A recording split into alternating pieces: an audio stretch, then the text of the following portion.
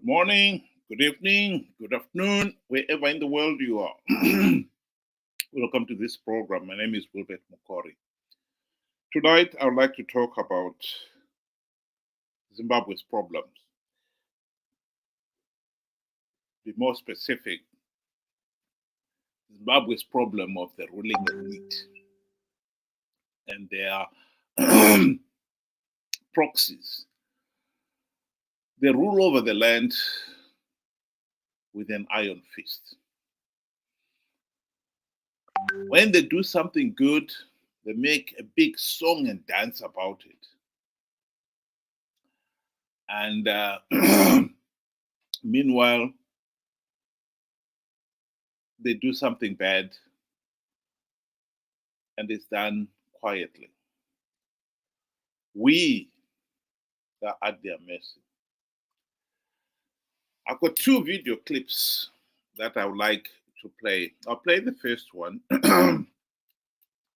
of Mnangagwa benevolence and comment on it, and then I'll play the second one where he's showing his true hand, his tyrannical barbarism. So we'll listen to the first video first.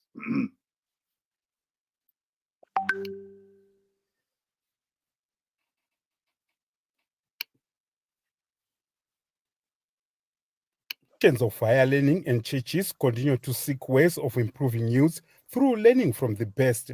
This Sunday, the Seventh-day Adventist leadership toured Pre-Cape Farm, which is owned by President Emmerson Mnangagwa in Kwekwe, to find ways of improving agricultural productivity at the church 63 schools as well as at Solus University. After touring the livestock section, 400 hectares of land under maize, 180 hectares of soya beans, the Adventists interacted with President Mnangagwa, who emphasized the need to continuously improve youth using available technology.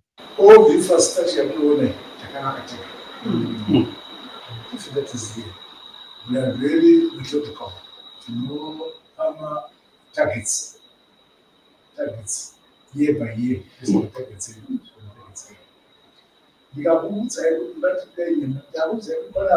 This whole farm is 405 hectares.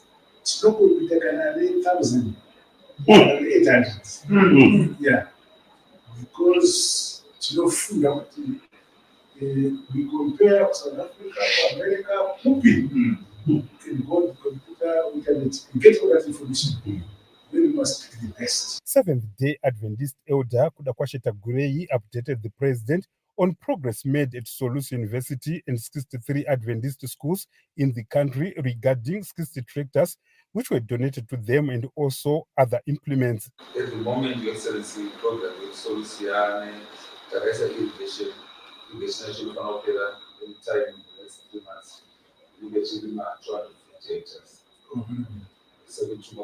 Most likely, when we have the first crop is going to be wheat. So after that, Your Excellency, each school in the also a tractor 60. So 60 implementation, the tractor 60 to our tractor. Each secondary school now has a tractor, and some primary schools. So there are about 63. Each one of these unions, Your Excellency, has got 21 tractors each.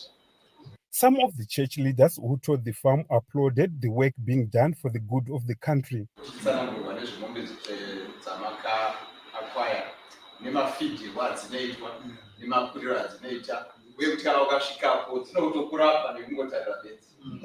So generally for us, we have seen that. I think as in terms of making sure that what you speak, what we encourage us to do, we are also doing. That is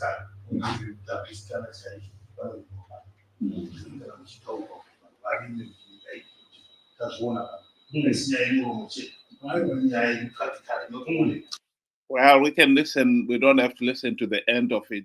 Benjamin, what do you think? Are you impressed? Are you learning from the best? Thank you for having me on the show, and to our viewers, thank you for joining us. Uh, well, they decided to use, a good catchy intro there, which I don't buy a bit, on it.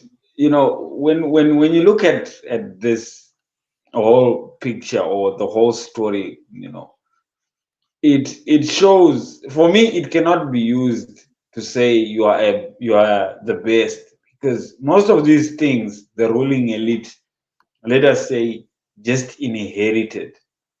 A lot of white farmers, when they left a lot of infrastructure. They left their cattle, they left their, their houses. And for a fact, one thing I know, that house, it belonged to somebody else, right? But we cannot say you are learning from the best when you do not start from ground zero. From ground zero going up, I would say, this is hard work. This cannot be used to determine what is hard work. Of course, maybe he is maintaining, right? But that is not, being the best, surely. This is just, he was privileged to know somebody, or to be in the, in the right position for him to inherit such a,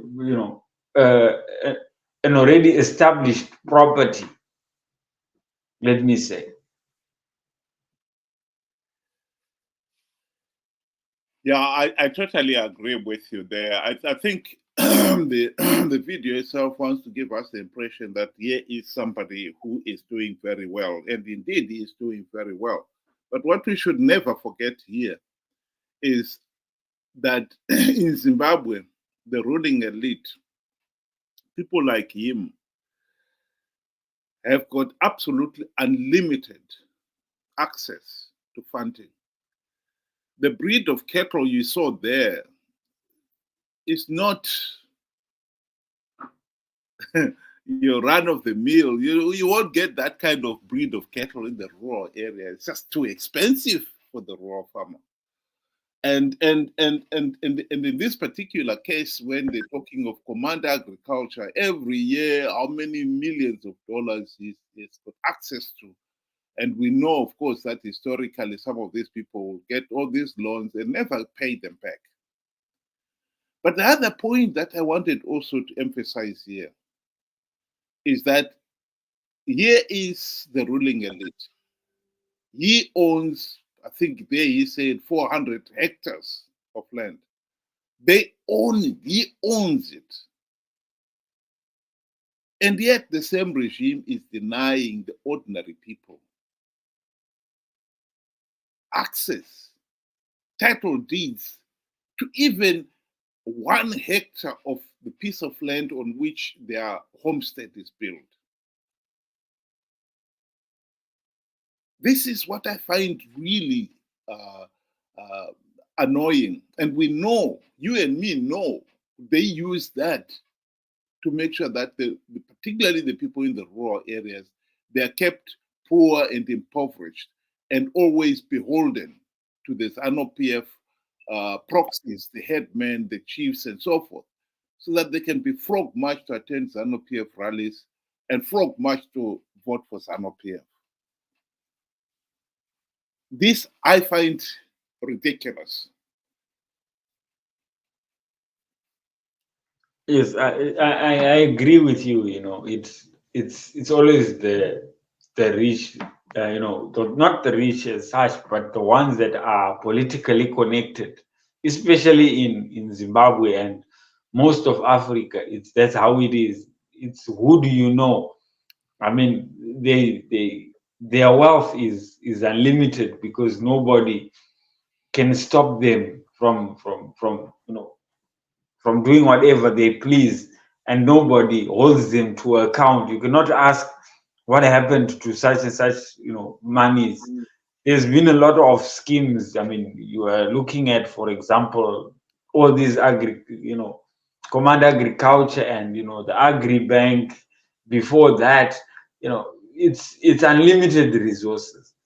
So you cannot benchmark them to say, you know, we are using them as a classic example of what, you know, farming is supposed to be, unless if somebody starts from the beginning and shows that they can actually do it from ground zero, then only can we say this is a classic example. And I must say, and I must agree with you, it is sad that, you know, somebody can be so selfish. He also inherited such a piece of land, and which is actually very huge, you know, for one individual, but yet his brothers or his kingsmen are in the rural areas. He's refusing to give them just the yard for their homestead. He's going there and chasing them away and making them pay fines on top of that. You know, I find such wickedness, you know, unforgivable. Honestly, unforgivable. It's really, really sad. Well, I've got a video of somebody talking of the very thing you're talking about there, Benjamin, and I would like us to listen to that. Tichitarisa maoko evanhu anoratidza kuti vanhu inga isati yapera yekuti vakavhota. Tikatarisa constituency yedu yakavhoterwa Zanu PF, kansela weZanu PF, MP ndeweZanu PF, asi ndo nzvimbo dziri kuharasiwa vanhu idzodzo. Hatizi kuti takariswa here kuvhota. Previous maposters edu taiona akaiswa pamusoro kuti nyika inovakwa navene vayo. Isati chazivi vene vayo, kuda isati isi vene vayo, kuda kuna vamwe vene vayo vanofanira kuzoivaka. Chimba chandakavaka ndichitotambura vechocho chiturumzi chakunzi kanya iwe, kana wakanya chimba ichocho hobva. Ende munhu unoita izvozvo yeye ndoona unonoata muhotera. Mumwe munhu neminda yakawanda, nana chiredzi muprovinsi munda kwese munda. Ini ndingoda just 0.5 kuti ndirarame nemhuri yangu chizvirimira. Ndini ndiri kunzi unofanira kubva. Ndeindepi? Code limitation yama-elections yakaitwa maidilimitate vanhu vakabva kupi? Ani maidilimitate vanhu vari munzvimbo kuti inzi ward 4 kuna kuti muna vanhu nenhamba yavanhu irimo yaita kuti ive ward. Muvhoters roll tirimo uye tisakaamwa kuziva kuti zvizhinji zvakaitwa pakapazhiwa Zanu PF neMDC vanhu ava vachiswa muminda mitsva kumwe zvakasiyana nesu. Isu hatina kuuya neLand Acquisition Act ya2000. Inzvimbo yedu yatagara tingovamo. She unofanira kuva namasimba nedunhu rake, kwete kuti mobvisa masimba ashe. Katenda kuma-elections she opuwa masimba kana apera onzi haana simba. Ndiani ungaziva kuti panorera nepapi kana madzingashe?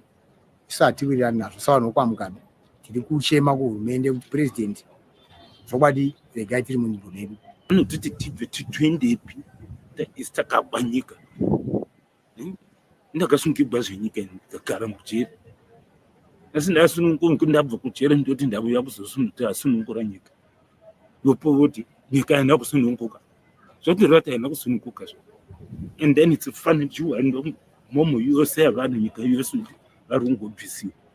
Konguva yose tichivaka tichiita maprojects imomo tichivhota tirimo. Vairegere kutitaurira. I'm more than 70 years. Nyange izvozvi kusakura kuti ndichite rimwe basa. Izvose zvinokwadza izvi. Muviri unokwadza. Nokuchengeta mhuri kwandaita ndimwe kurwara tinorwara. Ndonotanga pamwe kundovaka here. There you have it. I don't know what you think, Benjamin, on that one. Yeah, like I was saying, you know, it's the story of Zimbabwe is, I think it was once a sad story. Now it's turning tragic. You know, when you actually see, you know, for example, the gentleman that states he's 70 years old. I mean, surely most of these people, they have been there for quite some time, or a very long time. Some, you know, even maybe born in that district or in that constituency. And you know, it's difficult for you to just up somebody at that age. This is the place that they have known all their life. And you know, like he rightfully says, that is where his livelihood is. And he doesn't want much. He's always been content with the small that he has. And then somebody just to decide to say, no, we are taking that away from them. Surely I can just imagine the sleepless nights that somebody is going through, trying to figure out what is their next move. It's not easy. And here is somebody, then we say, is a prime example. How can he be a prime example? It's just sad. It's just sad. The cruelty is just beyond, human imagination now. I've got a picture here of this gentleman here. This gentleman is called is Adam Smith. In his famous book, The Wealth of Nations, one of the most famous quotation he made was that we should not expect our supper from the benevolence of the butcher or the baker or the brewery, but from their own interests. I think we in third world countries like Zimbabwe, we are at the mercy of the dictators. We are at the mercy of their dictats. They are deliberately keeping the majority of the poor impoverished, denied even the right to own even a hectare of land on which they build their hut. I think ownership of the land is probably the most meaningful thing to an ordinary poor Zimbabwean out there. Forget the vote, forget freedom of expression, forget all these other rights. Other than life itself, the ownership of the land will mean so much to these people. And yet the regime is absolutely adamant in denying them that right, because they prefer them to be at the mercy of the regime. This whole thing of you can be kicked out of the village is at the heart of Zanu PF's control over the people. And so now we are in a situation where it's not the benevolence of the butcher we're talking about here, it's the malevolence of the dictator. We are now at their mercy. They have to call all the shots, and we've got to grovel to them. Zimbabwe is an incredibly rich country. But if we seriously think that we are all going to get rich, as he keep on talking of his vision 2030, rich from the generosity of the dictator, we really are kidding ourselves. That is not going to happen. The wealth that we saw him distributing, if we had played that first video to the end, he donates so many heifers to some of these Seventh-day Adventist colleges and schools and so forth. And his sidekick donated bulls, and they've been supplying these with tractors and so forth. All these things are coming as generosity from His Excellency, donations from His Excellency. The truth of the matter is the country will only get rich by allowing people to do things for themselves.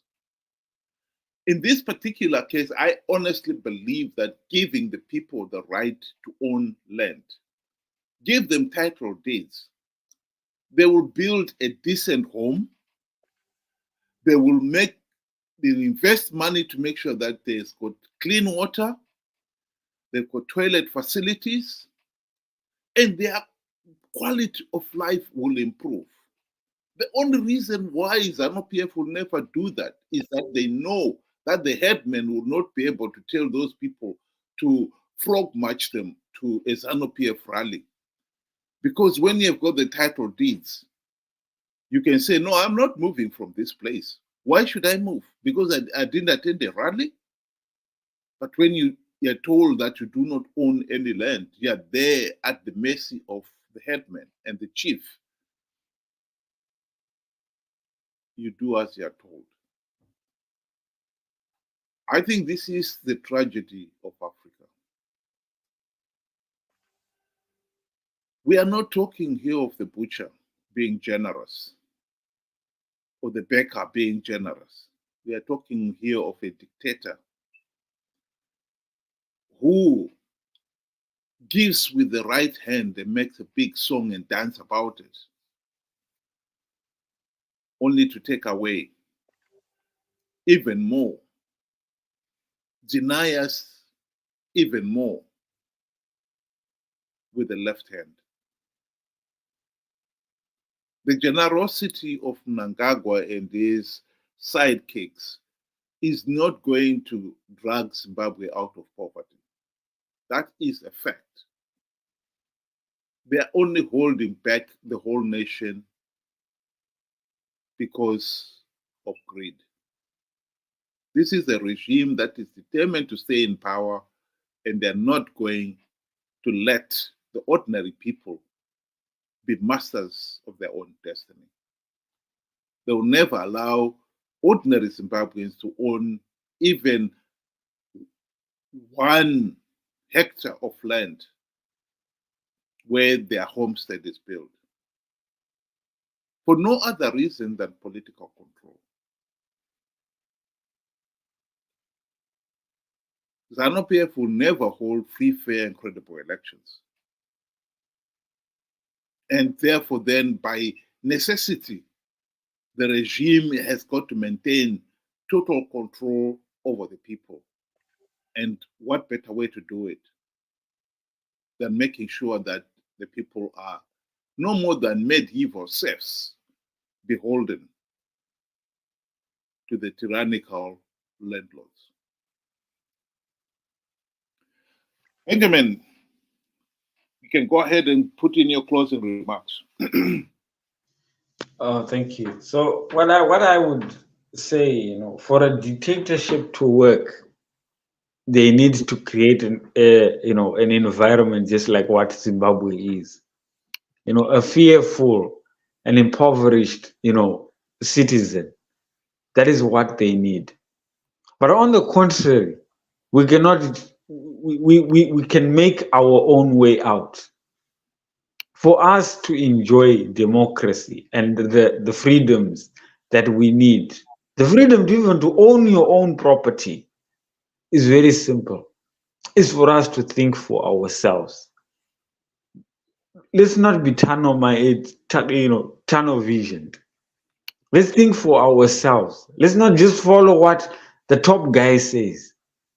Sometimes we just have to explore, see alternatives, look at the facts before we make decisions. And I believe Zimbabwe can come out of this mess once we start thinking for ourselves. And then we can come united with one voice. Then only can we start enjoying, the fruits of our own country.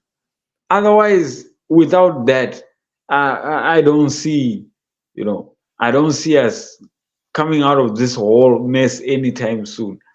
It will be just, a vicious cycle. So it is up to us to choose what we want. That's what I have to say. Thank you. Thank you very much, Benjamin. My closing remark will be to paraphrase what Adam Smith said there. It is not from the benevolence of the dictator that we can expect the nation to prosper. Dictators are not interested in our prosperity. They are interested in controlling us, their own wealth, and staying in power at all costs. And the only sure way of doing it is by making sure that we, the ordinary people, are always beholden to them. So those who think that the regime is going to help Zimbabwe recover, they're daydreaming. This vision 2030 that Mnangagwa keeps wittering about is nothing more than a mirage. Zimbabwe is getting poorer and poorer. Ever since the country's independence in 1980, we have been on a downward trend. Mnangagwa thought he was going to change the situation when he took over in 2017. The economy has not recovered. Yes, he has managed to stop inflation soaring to the 500 billion% that Mugabe managed to get it into. But nonetheless, Zimbabwe's inflation rate is the highest in the world, and it's been consistently so. It's impossible to do meaningful business under those conditions. The economy is not recovering. And he wants to control everything. The one area that people must stand up and say, no, we have had enough of this, is the right to own land. I do not see why the rural people are being denied the right to own the 2 or 3 acres of land on which their homestead is built. Why are they being denied that right? This is the one property that the people, that will mean so much to the rural people. And I believe that if they are allowed to own it and develop it, Zimbabwe will be on a really healthy growth path. When people have got the confidence that I can stay here as long as I like, I've got title deeds to the land. If I should ever want to move, I can sell all the improvements I've made on the piece of land. They will develop it. They will make improvements. They will not be living in a mud shack. If they know, if they build a brick one, at the end of the day, they can sell it as an ongoing consent with the land that is around it, the orchards, the fruit trees that they've planted around it. I believe that the right to own land should be the number one right that many Zimbabweans should be demanding. There is absolutely no excuse why the regime continues to deny people the right to own land. People should not be fooled by these generous handouts to people and everywhere, donations by the president, His Excellence, agricultural inputs and so forth. People will do better if they are self-sufficient, if they've got the confidence to develop things for themselves. Thank you very much again, Benjamin, and to the listeners, thank you very much for joining us tonight. Join us again tomorrow, and good night. It was a pleasure. Thank you. Good night.